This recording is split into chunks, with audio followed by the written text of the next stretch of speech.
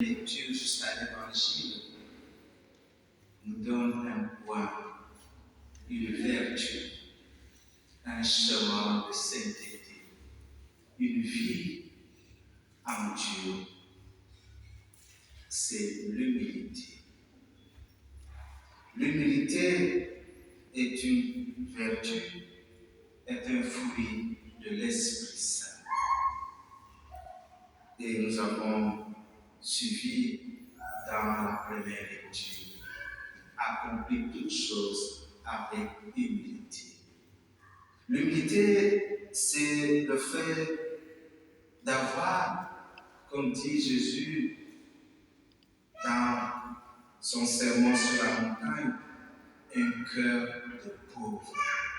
Un pauvre vide, un cœur vide qui a besoin d'être rempli, mais rempli de quoi? Rempli de l'amour, rempli de conseils, rempli de la sagesse. Mais si le cœur est rempli, il n'y a plus rien à ajouter. Voilà pourquoi les pauvres de cœur sont les œuvres de Dieu. Jésus lui-même en est l'exemple typique.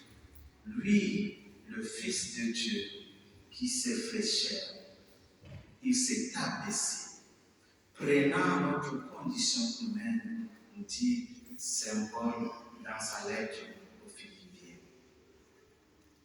Devenu homme comme nous, et il mourut sur la croix. La croix qui est le supplice pour les esclaves et pour les brigands. Il est descendu jusqu'au dernier homme. Voilà l'humilité de Jésus. Et Marie aussi en est un exemple, l'œuvre servante de Dieu. Oui, frères et sœurs bien-aimés, l'humilité est ce chemin de la sainteté. Nous ne pouvons pas espérer la sainteté, prendre le chemin de la sainteté et oublier l'humilité. Parce que, avec l'humilité, nous avons des oreilles qui écoutent. Écoutez Dieu qui nous parle, écoutez le frère qui nous parle. Et Jésus nous le dit dans son commandement, il n'y a pas un autre chemin de sainteté que de vivre ce commandement de l'amour de Dieu et de notre frère. Et ce commandement, aimer le frère pour aimer Dieu, il faut être humble. Oui, chers amis bien-aimés, en célébrant cette Eucharistie, en écoutant Jésus nous parler dans sa parole, alors on se dit, qu'est-ce que je peux demander moi? Comment le Saint peut m'aider à être de plus en plus humble? Humble dans le service que nous rendons, que ce soit dans au bureau, dans notre lieu de service, que ce soit à l'église, partout où nous trouvons. L'unité, c'est aussi écouter. Écouter le petit comme le grand qui nous parle. Et en écoutant, nous apprenons. Voilà pourquoi. Pour grandir dans la sagesse, pour grandir dans l'amour de Dieu, nous avons besoin que le Seigneur vienne nous remplir de l'humilité. Alors, frères et sœurs bien-aimés, si nous avons une chose à demander au Seigneur, remplis-moi, Seigneur, de ton humilité. L'humilité que toi-même as pris ce chemin en venant me rencontrer. Parce que le Seigneur vient nous rencontrer chaque jour pour nous tenir la main. Lui qui est plus grand, il veut nous tenir la main. Que Marie, notre mère, elle qui fut cet exemple de l'humilité, puisse nous aider à avancer sur ce chemin, afin que tous nous puissions prendre ce chemin de la sainteté. Que Marie, notre mère, intercède pour chacun de nous. Amen.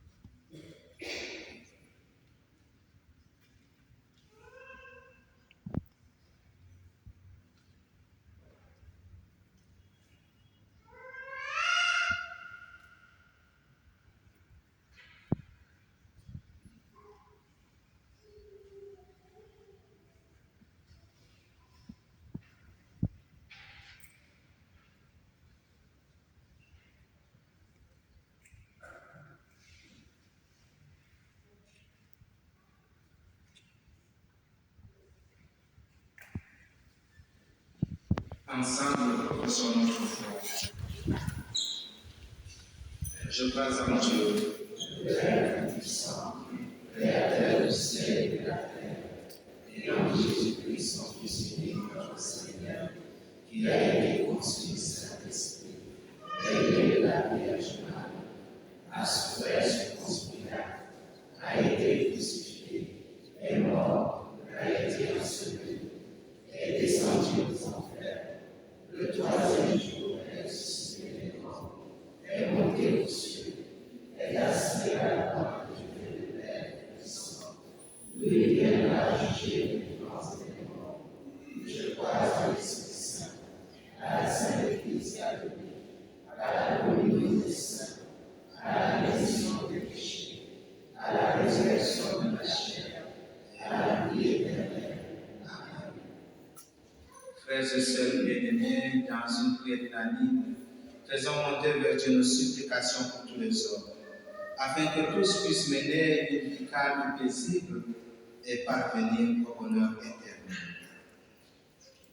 Entends nos prières.